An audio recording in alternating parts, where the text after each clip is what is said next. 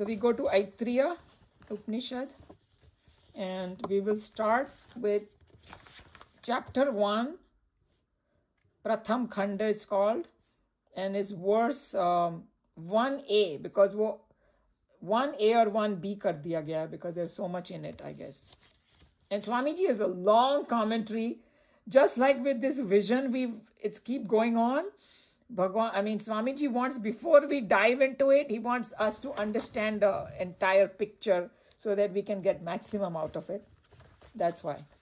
So with that, somebody can tell the page number of, and mine it is 27, so yours has to be like 30. I am 35. 35, you said? Yeah. Okay. So page 35. It starts with like Om Atma Va Idameka, right? Yeah. Okay. All right. So I'll do the prayers.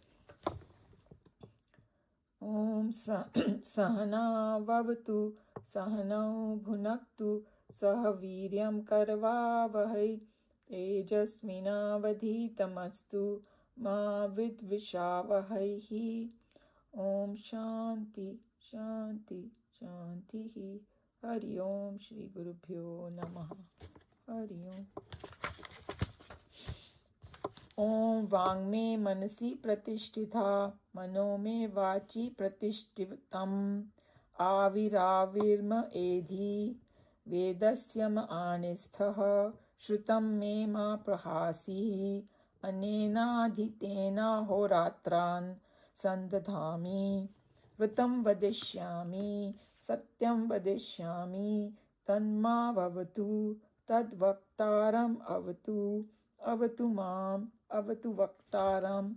Om Shanti Shanti Shanti.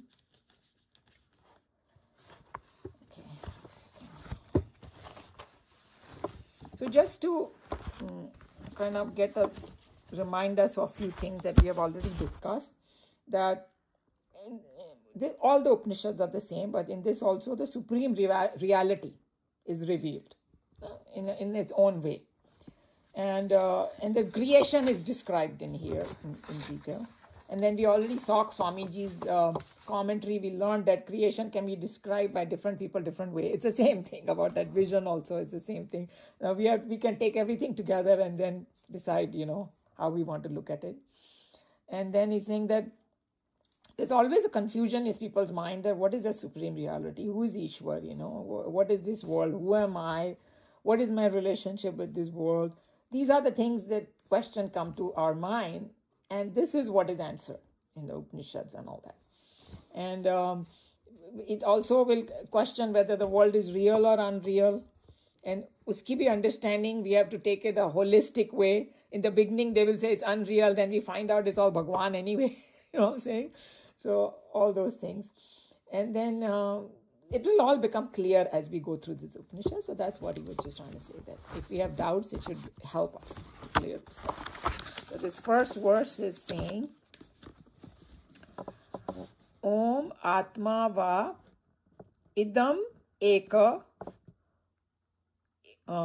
Idam Eka Eva Agra Asita. I'm just breaking the sandhi. No Anyat Kinchan Mishata. That's what. Okay. So, Om. Everything starts with the Om. We already talked about it, Bhagwan's name. Before even we started, there's so much in there. Pura ek Upanishad hi aa gaya Om mein. Look at how much power-packed Upanishads are. And then he was just saying that entire essence of Veda is there in Om, but that's okay. And then he was just reminding that Bhagavad Gita also, Bhagwan said that among I am Pranav among all the Vedas. Means if you have a one word to essence of Veda, that's Om. He was just saying the glory of Om. And then it says Atma Va Idam Eka. It's like a story form he's telling now. That before Idam means before this world. So this word Idam is a very loaded word. The entire physical and mental and whatever we can perceive, it is, you says idam. Okay, that's why this idam word is so important. That idam means the entire experience field, physical, mental, deep sleep, everything. And he's saying that this feeling of, hey, idam means this, something other than me. That's the feeling I get right now. That is the one of the lakshan of what is jagat. When you say the world and all that, that I get this feeling that I can see is experienced by us. So that word experience is the main thing in this over here with idam. And then he was just saying that to understand that idam, see, remember, on one hand we can go fatafat over here and try to, but what is this idam? We should contemplate on it a little bit before we go, so that we get a bit better picture of it. He's saying this idam, or this world, one of the main characteristic of it is constantly changing. So we cannot forget about this idam word, constantly change. That is a characteristic. And Swamiji came up with this beautiful sentence. He said, change is the changeless law of this universe. If you can remember that, you will know what Jagat is. Okay. But another very, very interesting characteristic that we don't think about, in the Upanishads, they call the Jagat Nitya also. So now how can it be Nitya? Nitya is, for us, it's always present. Think about it. For us, Jagat is always present. That from that perspective, it's always. And then there is another word that we learned now, Ritam. Right? Ritam means truth. To explain that Jagat, they call it Jagatam Anrutam. Not truth from that perspective, because it's constantly changing. Because the characteristic of Bhagavan is non-changing. That's why they gave this word Anrutam. Okay? And then how do I understand that? It's just like a contradiction. It's always there, it's always changing. How is it? So they gave a beautiful example. Everybody will relate to it. Gave the example of a river. कोई भी river ले लो, गंगा. पता नहीं कितने हजारों साल पहले गंगा आई, right? पर उसका जो पानी है गंगा का, वो क्या सेम है? Scientifically speaking, no. Continuous flow होता है ना river में. River means flowing. If river is not flowing, you can't call it a river. You will call it a pond. The characteristic of the river is it never has the same water. Everybody agrees? But it's still called the river. It's still called Ganga. हो गया कि नहीं contradiction? वही है, exactly वैसा ही है. This world is always there, but it's different. Constant change, just like a river. I thought it was a beautiful example he gave. And then next point, what did he say? Okay, then other thing is that the characteristic of this idam word or this world is that it has three things happening to it all the time. And we know about it. Utpatti, they call it, and in Sanskrit they call it Utpatti, Sthiti, and Laya. And whoever Hindi speaking understand. Utpatti means manifestation. There for a while, and that while is actually it is constantly changing, but हम लोग को लगता है कि है. Even body को देख लो, our body is constantly changing. Cells are dying, new cells are happening, and when you have to see the changes, you have to see a baby. Many of you have grandchildren, and even mine, the first one did not walk until like 2 years. This fellow is standing in 7 months and trying to walk on his crib. Change is like ekdam amazing. And then what? Laya. So Utpatti, Sthiti, Laya means resolution. Again, it comes like cycle. Okay. So that's what it is. We have to remember before we go deep into this thing, that this is the characteristic of the word idam. And then, so how do we understand this Utpatti, Sthiti, Laya? we can understand it at our individual level also. When we go in deep sleep, सब लय हो जाता है. कितना भी दुख हो, कितनी भी खुशी हो, कितना भी हंगामा हो, once we get the deep sleep, everything is dissolved. But then, moment we wake up, utpatti. So you can say Jagrit Avastha is like a sthiti, everything is there, and then when we go to sleep, so he's saying that this is not happening at the cosmic level, this is happening in your life also. Utpatti sthiti life. So that was a very interesting point. And then with the same idea, Swamiji has also mentioned this many times. He's saying that you take one engineer, you take one doctor, and you take one whoever, construction worker, and they all go to deep sleep. Everything becomes lay, but when they wake up, the engineer doesn't wake up like a doctor. The construction man doesn't become engineer. It's like exactly what you are, that's how you are. You wake up. So संसार का भी यही हाल है. जो स्थिति में वो लय हुआ ना, when the utpatti comes, everything comes out the same way. You know, and the form may be different, outer form, but उसका जो essence है वो वैसा ही होगा. So whatever our vasanas and things like that are, if it's not dissolved, it's going to come out like that. That's what he basically is saying. That's another important point of this idam. And then the third thing is that it is inert. And then we go back to, if you go back to chapter 7 of Bhagavad Gita, he said that there are two aspects of my Prakriti, higher Prakriti and lower Prakriti. Higher Prakriti is the consciousness, lower is this world, and the lower is powered by the higher. And I'm just saying in, like our regular scientific language. So that's what it is, that it is this a Jada Rupa, and that is that idam, uska jo characteristic bata rahe hain, And then this Anruta or this Jada and all that, usko ek aur naam diya, which you may have heard, Mithya. So Mithya word is slightly different than something that never exists. One is when they say, the Jagat illusion hai, vagara, so we say, what do you mean? I'm experiencing it. How can it be illusion? We don't accept that. That's why they gave this third word only, Mithya. Okay, something that is not permanent.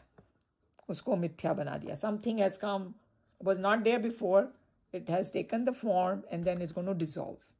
That's why we call it Mithya. Because unreal, sometimes people get confused. Okay, so Mithya, Anrutam, and all these words are. And then there is another Sanskrit word which may come in the Upanishads, and Parichinna it's called, means limited. One is finite, one is infinite. So this idam is finite, limited structure. That is the nature. So those are the characteristic of this idam. And when we come to the characteristic of Brahman, they have given us some 2-3 liner thing also, Satyam Jnanam Anantam Brahma. We saw that. Sat Chit Anand, all these things. So that's how they differentiate between these two. So he's talking about Atma over here. And the reason he used the word Atma instead of Brahman, because the students understand Atma, the word better. Myself, at the core of it, self. And then we know that Swamiji is going to explain that the space you cannot divide. If it is a room space versus the entire space, it's one. I can say that this same space that I have in my house or your house or wherever in your room that you're sitting right now, that same space holds all the galaxies or everything. You cannot divide the space. So that's why instead of Brahman, they use over here Om Atma, like that. Okay. And he was just saying that now he's using the Atma, but it's known by other names also. And he gave a very good example. We have heard it 100 times, but just to relate it to what he's saying, that you take the gold and then you make different ornaments out of it. Yeah.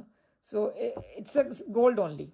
But the only difference between the ornament and the gold is ornament cannot live without gold. Gold can live without ornament, form, name, and shape. So same way, Atma and this thing we have to. Those are the things that we have to just remember before we dive more deeper into it. That's why to understand this is important, because then we will understand the real nature of the world. So what he says in this, after knowing all this idam and everything and analyzing it, in this verse he's saying that this world is, the real nature is Atma alone, and in the beginning only Atma was there. That's what he's trying to say over here. Because just like we talked about gold and the ornaments, when the ornaments are not there, gold is still there. So when the world was not there, Atma or Brahman is still there. That's what they're trying to say over here, okay?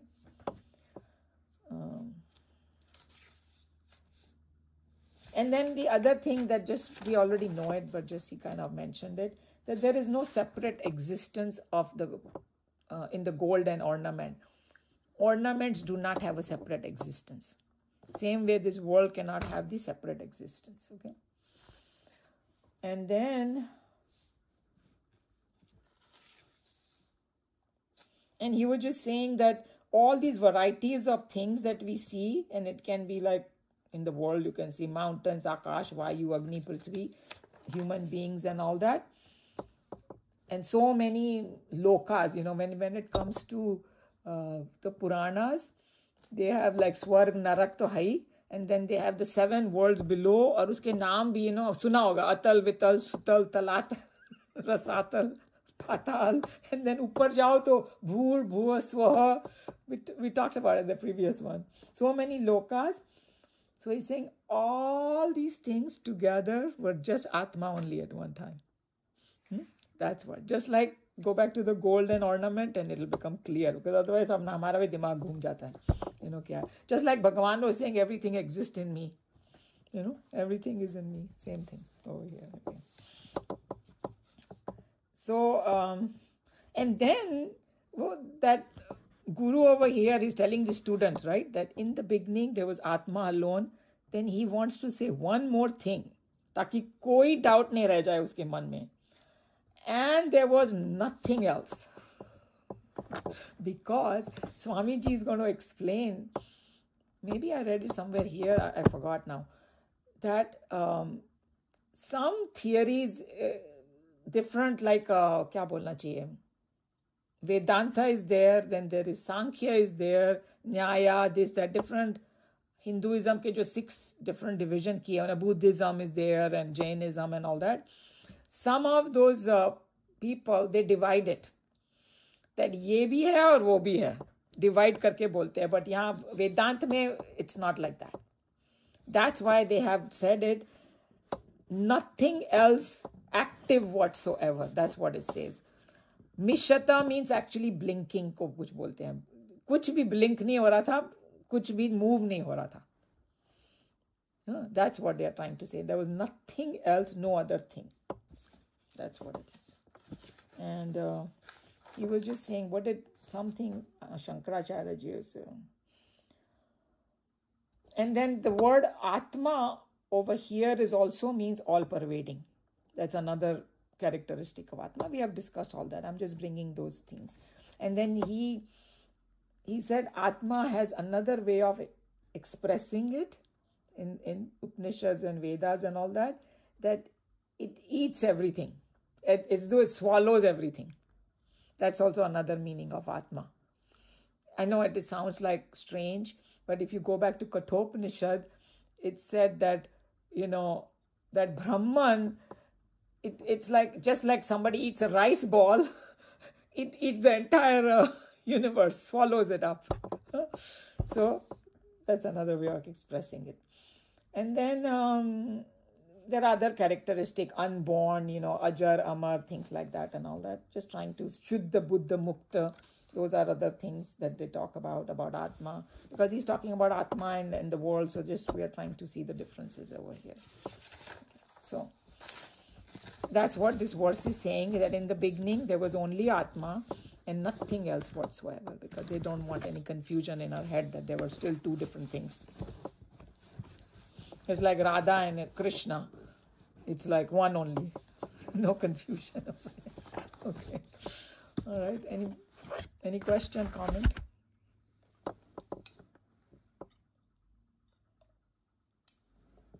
We can read. Swamiji's commentary is very long. So we'll see how much we can cover, and maybe two different people can read it. You can do the Sanskrit. We didn't do that. Oh, we didn't do it. Okay. Okay. Oh, I did read that. Om is Om, Atma is Atma. Okay. Okay. Sorry about that. Then. Did I do it? Maybe not. I don't know. I can If you just read did it. in last class, did you do it in the last? You didn't do it in the last class, did you? I don't I know. don't remember it. Okay. Okay, that's fine. Everybody can read that.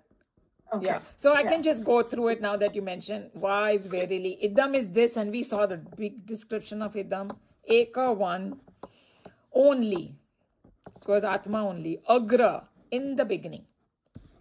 Asit was, no is not. Anyat, other. No other. Kinchan, anything. These words are very powerful, but they're small words, but Mishat, winking. Nothing was moving at that time. You know? And just like in our deep sleep. Think about it. Nothing is moving in the deep sleep. Somebody might start arguing, that all their breathing and all going on. So there can be no perfect example. But at least there is a disconnection in deep sleep with our mind and intellect. And body, all three. Right. Umaji, what about the third line? There's a third line here. Oh, तुम लोग के वहाँ पर साथ में है क्या? मेरे में divide कर दिया दो को. Because the next one is they call it 1A and 1B. आप लोगों में ऐसा नहीं है? नहीं. ऐसे ही है.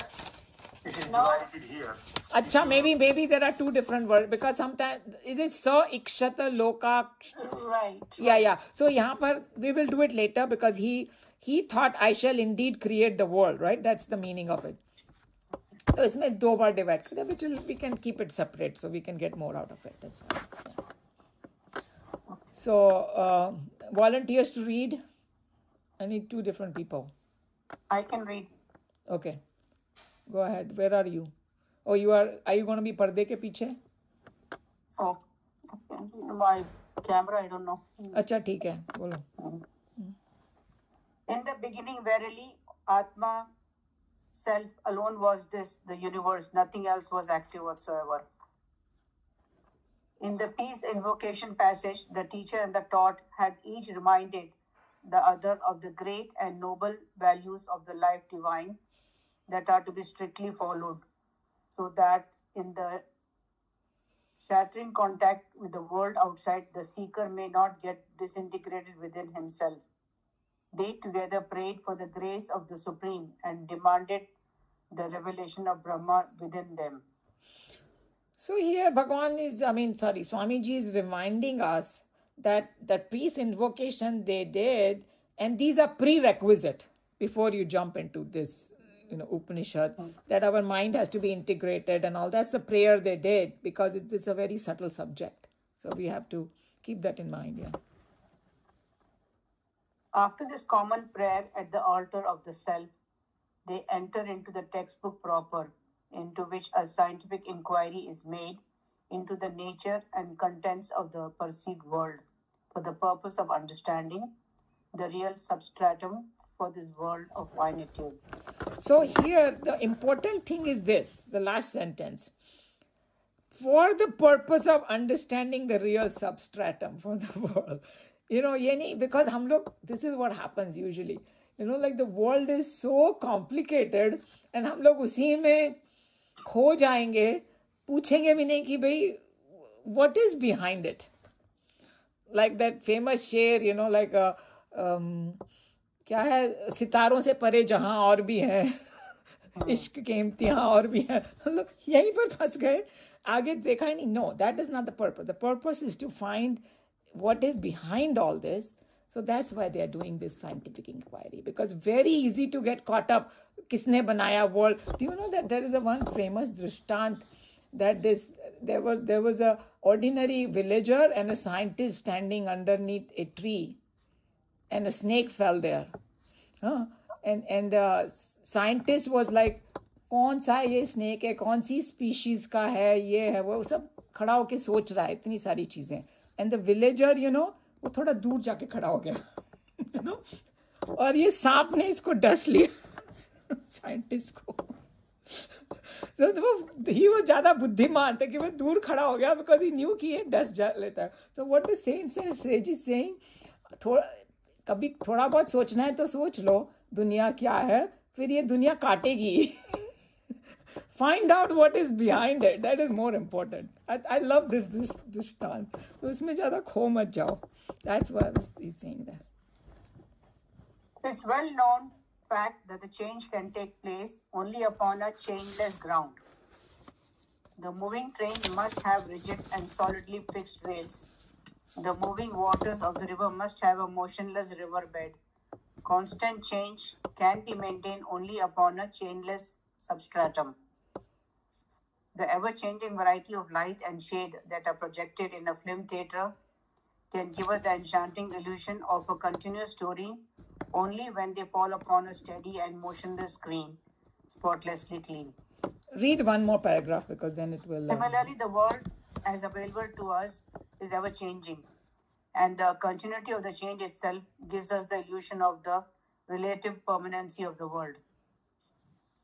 For this phenomena of continuous change, we must have a changeless permanent factor, and the scriptural textbooks are all essentially an inquiry into the existence and nature of this absolute factor. So he's now telling a scientific truth, which we don't sometimes think about it, that for a change to happen, you need a changeless substratum. For a river to flow, you need a river bed. Without that river bed, a river will not flow. And for younger kids, we give the example, for the car to run, we need a road. Changeless. If the road also start moving, gadbad ho jayega. And then the movie ka example is a very good one too. You need a screen to see the movie. Can I project the movie somewhere in the air and say, I won't be able to. I need a flat screen, a substratum that doesn't move, that doesn't change, is all white, clean. Then you can see the movie. So this is a scientific fact. So what Swamiji is trying to tell us, that if you say the world is constantly changing, there has to be a substratum behind it. That's what he's saying. So then we are convinced. Bhagwan hai ya nahi hai, ye hai, wo hai. Oh, this is a scientific fact. You need something non-moving, non-changing, all-pervading for it change to happen. Everybody got that picture, right? So that's a very important thing to understand. Upanishads are all a discussion upon the reality that took place between the teacher and the student in the melodious quietude of the banks of Ganga or deep in the sequestered valley of the Himalayas. A diligent speaker approaches the master, who is always a man full of his experience of the divine. The seeker has to live in close association with the teacher for a sufficiently long period until they are knit together by indissoluble bonds of mutual love and respect, admiration and reverence, consideration and regard. Then and then alone do the teacher and the taught sit together for the purpose of discussing the subtler and the divine substratum of the manifested life. So he's just telling you that these conversations that happened and that became the Upanishads, uske piche kya hai? It's not just like Swamiji used to say when he came to America, he used to get a phone call from hey, Swami, tell me this answer. Not like that. It is like they have such a mutual respect and things like that. They develop that bond before even they jump into this. That's what he was trying to say. And even when he went to learn from his teacher didn't teach him right away. उससे काफी काम वाम कराया. He wanted to see his fortitude. यहाँ टिक पाता है या नहीं यहाँ पे. And that's why you have all these entrance exam to the colleges and all that. उसका purpose यही है कि भाई this person is capable of doing all these things or not. And some of those doctors, they were saying कि वो लोग जब residency में होते हैं ना, इतना उनको ग्राइंड करते हैं लोग, जिनके भी बच्चे डॉक्टर हैं उनको मालूम होगा, you can't sleep sometimes and all, and what situation you have to do take care of your patients. इतना ट्रेन कर देते हैं कि वो कभी कंप्लेन ही नहीं करेगा बाद में, उसको अपनी लाइफ बहुत इजी लगने लगती है बाद में बिकॉज इतना ग्राइंड करते हैं उनको. Same idea that hey, that you create that this subject is like that you have to have that bond and all that respect. That's what he's trying to say. The student had approached the master some time back, and during the first meeting, the boy's mind was full of queries upon the nature of life and the goal of existence. He had tried to intelligently grasp the purpose of life through an objective observation of the things and beings, happenings and circumstances, situations and conditions of life as were available to him through his perceptions. So he's just telling you that basically he tried to understand, just like we were trying to understand intellectually the vision of this, what Arjun is going to say. It's a limitation. But here is another person who has actually seen it. Same idea over here, that the guru over here has that experience and the student is not having, but he's full of this intellectual ideas and questions and things like that. That's what he's saying. From where did all these come? Why have they come? Why did the creation first start? How, why, when? What was there before the creation? In breathless excitement, the boy poured out his intellectual confusions, emotional surprises, sentimental wonderment, and loving anxieties in an impulsive outflow of tumbling emotion. These questions were not directly and immediately answered by the teacher. I think it almost looks like Swamiji went through this himself. That's why he's saying. Kya? Because he was very intellectual too. Lekin the guru did not. अच्छा मैं अभी बता देता हूँ, अगर गुरु ने वो time पे बोल दिया होगा पहले आत्मा होती थी कुछ नहीं होता था, बोलेंगे what are you saying? I'm just thinking, or like some student is going in a math class and the teacher already tells a solution and he doesn't know anything how he got to it. Something like that. You cannot tell him. First preparation, has to be there, and he has to think of the right language, who is the student, how to explain to him, and all that. That's why I didn't answer him directly, but he's telling how the inquiry is going on in this person's head before this Upanishad started. First, the student was disciplined slowly and steadily until at last, when both the teacher and the taught were fully tuned with each other, when their hearts had become molded into one, then alone did the transaction of knowledge actually start in all seriousness. The scriptural discourses start, therefore, with the answering of many questions and students had while approaching the master. The student had. Yeah, so he just, same idea that first, they kind of, उनको थोड़ा discipline वगैरह किया, ये वगैरह, उसके बाद शुरू होएगा, ऐसे ही नहीं शुरू होएगा. This is a lot more subtle thing, yeah. The Upanishads had become almost flavorless and at times even meaningless if we read these passages without reference to the background of the teacher and the taught. As it were, we may say that each page in the scripture is printed on paper that carries the design of a hermitage, on the veranda of which sits an anxious teacher, glowing with his inspiration. He is talking to a student who, in his turn, is sitting physically dumb in his love and respect for the master, and yet extremely alert in his mind and intellect. Every word of the passage that comes from the master is attentively heard, and the student is studiously examining it at the touchstone of his own intellectual understanding. I feel like he's telling about his own experience. What was his state of his mind, and then he has a lot of respect because he knows this person is self-realized, he can give me that gyan, and then but he's also has to be very alert and all that, and all the whole scenery he's trying to create before he said, because the way it starts, one of the Upanishads starts with like thus. Thus is that word that has like a whole another shastra in it. Just like here the word idam, the way Nikhilanand was explaining, idam is not some ordinary word, because you have to understand the nature of the world first before even you go further. That's why we are going through all this exercise. We are just doing very minute stuff. What these people did was a lot bigger, but at least we are getting a flavor of it. He's trying to describe the whole thing so that we appreciate this. Okay, so what I want to do is maybe one more paragraph, and then that other question was there, so we will try to go into that. Okay, go ahead. One more paragraph. Whenever the student cannot appreciate or follow closely any argument given by the master, he is not at all shy to express his confusion on his brilliant face. The master, who is continuously observing the face and the eyes of the student, will not leave even the slightest suspicion of a doubt of the student unsolved. At every little doubt which the boy may express, the master will, with divine charity and godly love, pause and elaborate until the difficulty is removed totally, entirely.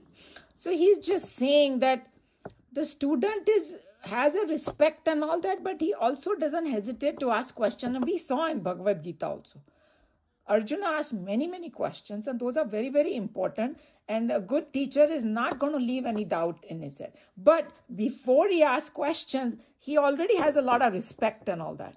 And sometimes, like the way Arjuna asked that question also, first he asks the question and then he says, how am I to understand this? He's telling his inability to understand. So he has enough respect that Krishna knows the answer. I have misunderstood. I don't understand. And teacher can tell me now how the whole thing is. Those are very, very important things. Because it's sometimes, in the modern world, it's like the student is going in the classroom, Mr. Know-it-all. Then it's not going to happen. Or trying to prove the teacher wrong or something, found something on the Google and said, oh, this is what it is. Not like that. But he's not hesitating to ask questions, and the teacher is going to make sure he clears everything in best way he could. He won't get frustrated and all that, and he will keep answering him. So that is the whole scenario, about relationship between the teacher and the taught. That's what. That's what. I mean, that's exactly how if there's a true student and a true teacher, that's how. That's how it is. And whoever has been in the field of teaching and all, they can relate to this so nicely, right? That this is how it should be. And then the very famous Drishtant is there, that this one person, you must have heard of it, but it's very relevant here. This one person approached the Zen master to learn something, and the Zen master had a tea, and he kept pouring the tea in the cup, and then it kept overflowing, and he's saying, why are you doing that? Your tea is overflowing. So he's saying, I'm trying to show you how your mind is right now. It is full of things. You're not going to listen to me. But first go empty your mind, then come here. When you go with the full ideas into your heart, that's why sometimes when we start the Gita, I said, try to keep away the ideas that you have heard now before all your life, and try to see what Lord Krishna is saying now. See what I'm saying? Because certain things when he's going to say, it goes against what I have heard. He's saying, we think that having a lot of desire is so great. He's saying desirelessness. What does he mean by it? Things like that. So you're going to hear opposite thing, but there is a lot of deep meaning in it, that what he's trying to say. That's how we have to approach Upanishads and all that. So we will stop here. Any question? Comment? Whatever we are learning? Okay. So the reason I stopped a little bit early, that there was about Radha and Krishna, there was a discussion going on, right? I don't know everything, but whatever I know, I will share it with you. So even at our Chinmaya mission and all that, when the Bhagavatam and all those topics came about, some people had that question. Interesting thing is, in the Vedas, the Upanishads and all that, there's no mention. Bhagavad Gita, there's no mention of Radha. Mahabharata, no mention. Okay? In Bhagavatam, they only said that there was a special gopi. That Krishna Bhagwan एक बार ना गोपियों के साथ लीला कर रहे थे, तो वो छुप गए. He went away with one particular gopi and other, because उनको थोड़ा अभिमान हो गया था गोपियों को कि भाई, to teach them a lesson, he kind of disappeared, and then वो विरह में उनको याद कर रही थी वगैरह वगैरह. And then the other aspect is that Krishna and Radha came from the word aradhana. You know that किसी की आराधना करना, devotion. उसमें से word राधा आया है, because what is a true aradhana, what is true love, what is true bhakti. That's what the Radha represents. But actually it is also called Shakti of Krishna Bhagwan, which is not separate from him. एक किसी आदमी की शक्ति और या किसी औरत की शक्ति उससे अलग नहीं हो सकती. It is part of it. But दुनिया को दिखाने के लिए वो दो बन गए. But actually है एक ही, you know. And then this concept of Radha Krishna was पुराणों में उसका जिक्र है, it seems, you know, not in the Upanishads and things like that. Idea is that to teach us true love, and then if we try to translate that into worldly love, we can make a mess of it because we don't understand that. That's the problem. Right. But that's okay. People do. There are so many different incidents. Ye hai, wo hai. Magar, we have to take it with that understanding that we will not understand it until we reach that higher state. That's number one. And some people, you know, make it the worldly love between them and, you know, jealousy, blah, blah, blah. At that stage, there's no jealousy, no nothing. And then some people try to compare it. I'm just taking in a joking manner now. So, oh, Krishna Bhagwan, you know, had so many wives and so many gopis and things like that. Why cannot I have it? Suppose, हाँ? तो किसी ने बोला कि पहले कृष्ण भगवान की तरह गोवर्धन पर्वत उठा लो फिर ले लेना जितनी you know, so the point we're trying to make is we cannot compare ourselves because he's a Yogeshwar, he's Bhagwan, he's this, and you know, even if it seems that when he had that many wives and all that, because he married in there they showed that he rescued all these women who said, what are we going to do now? So to give them a status, he married them. But it seems that somewhere it is mentioned, I'm not sure where, that but we call them Radha Krishna. No, I know, but I was just saying that even though he had that many wives, he was with each one of them. Right. And even in that ras mein jo wo jab kar rahe the na, to aapne dekha hoga depiction, each gopi has Krishna with him. So the uska jo symbolism hai na, that atma that we have within us, each person has it complete, because it's like a experience of that space that we think it's divided, but it's not. So each person can have that. That's one thing. But jo Radha Krishna ka basically idea hai ki they are one, and then we just look at it as two. But if we bring it to the worldly thing, it can mess it up. But if you enjoy certain poetry, certain dialogue, by all means enjoy it. There's nothing wrong in it. If it's not taking you in the wrong direction. That's all I have to say. Radha Krishna's period of also, I think he left also Mathura or Vrindavan at a very young age, you know. Yeah, so he was very young. He was a teenager. They were only like teenagers, like you can say only up to 14 or 15 years they were together. After that, you know, Krishna left Vrindavan.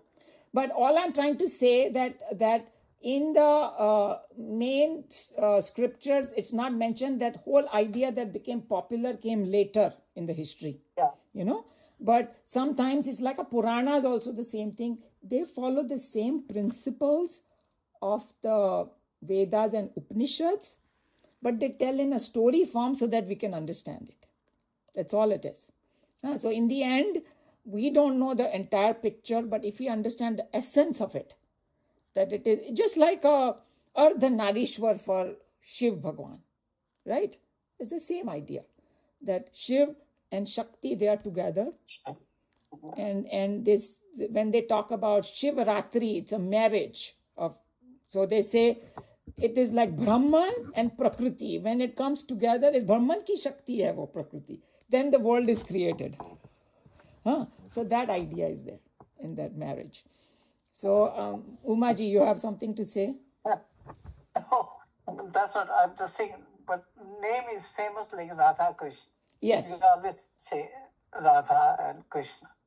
Because किसी ने बोला कि शिव और शक्ति का ये है, I mean that is their way of explaining. जैसे शिव शक्ति के बिना शव ही है, कुछ नहीं है. Okay. Yeah. So that उसका importance उसकी शक्ति है. So you can take that angle. That's why they Radha Krishna बोलते हैं, because Krishna की शक्ति है वो. without. I mean, in the Bhagavad, there is definitely in that Krishna Leela.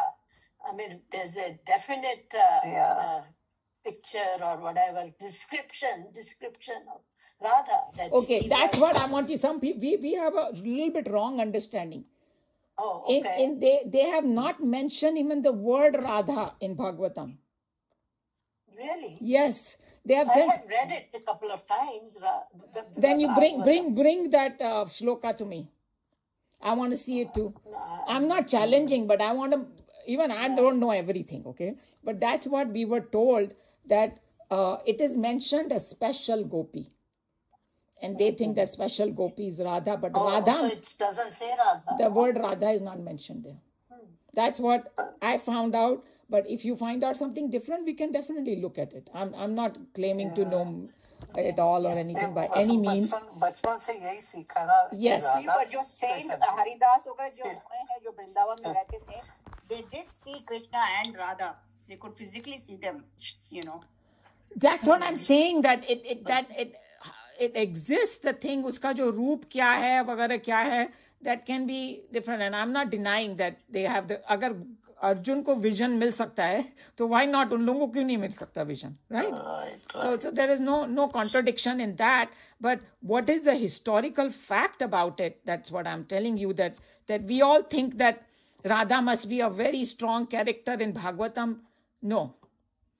They have talked about gopis a lot, and you know, Ras Leela, and there's a lot of symbolism behind it and everything, tremendous. But the word Radha is not mentioned, but the special gopi is mentioned. But the word Aradhana is mentioned, and some people say the word Radha, they coined it because धारा से राधा बनाया. धारा means बहती हुई कोई चीज.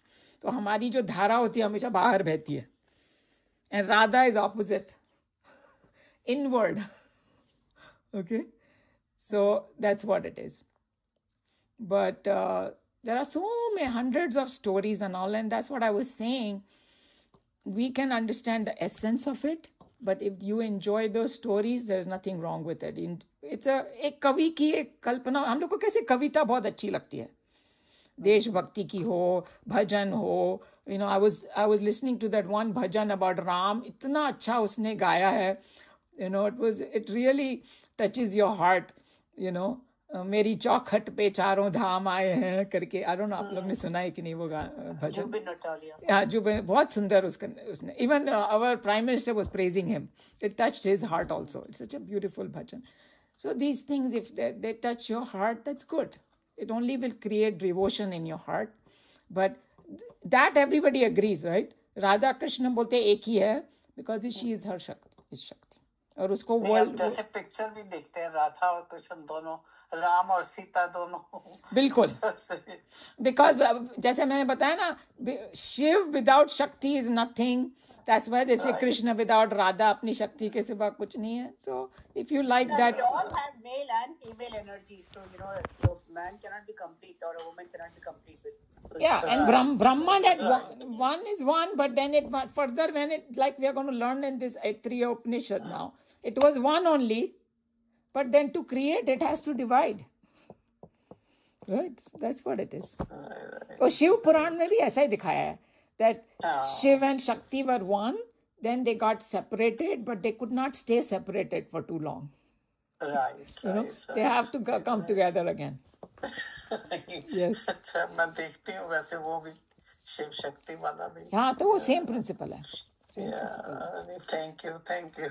I know. I don't know if it helped, but we tried.